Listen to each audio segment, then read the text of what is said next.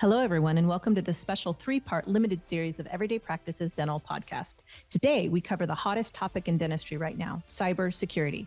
And we're doing things a little bit differently for this three-part series. Because this information is so crucial to your practice and livelihood, we are releasing all 3 episodes at once. For instant access, go to www.productivedentist.com/cybersecurity. That is productivedentist.com/cybersecurity. Here's an excerpt from the first episode about the threats that exist right now and may attack your dental practice.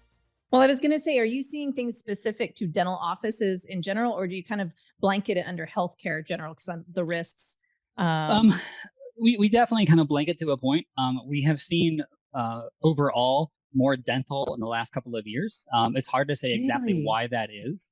It might be because, dental has a lot of tech, just like every other medical place, but a lot of them are having more and more interconnectivity and they're having more cloud services. And so they're trying to gain access to all that information that's out there. Whereas other medical places like, doctors or hospitals, what have you, they've been in that situation for quite some time and they're a little more well protected, so to say.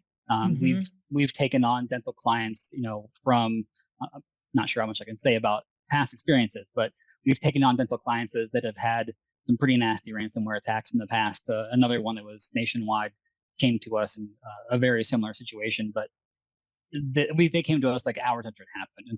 And it turned out that they did absolutely nothing wrong themselves. It was a service that they were using were attacked, kind of like a supply chain attack.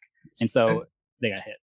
What would the range of costs look like for these types of I mean, just to give people an idea, I remember hearing, that HIPAA breaches can be like upwards of $50,000 per incident, but that's not just the cost of the governmental agency billing you. What's it look like as far as a cyber attack, as far as, what are the costs that I don't realize? Well, obviously loss of business is a big one. I mean, if you can't see patients, you can't collect money. You also have the cost of paying for people like us to come in there and do an incident response. That's not covered by the government. That's going to be an extra bill. And that can, depending upon the breadth of the attack, I mean, we've gone from, a couple $1,000s to a couple $100,000 to do an incident response. It just depends upon the level of that people have gotten hit. We also have seen a lot of things about you can't always regain trust. And so patients lose trust.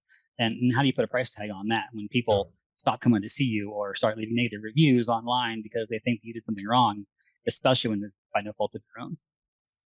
Thank you for listening to this excerpt from Everyday Practices Dental Podcast's limited series on cybersecurity in dentistry. To get access to the rest of this episode and the full 3-part series, go to productivedentist.com/cybersecurity now.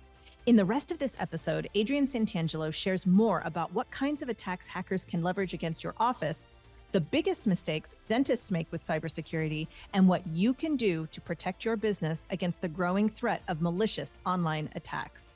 Go to productivedentist.com/cybersecurity now to get the full episode.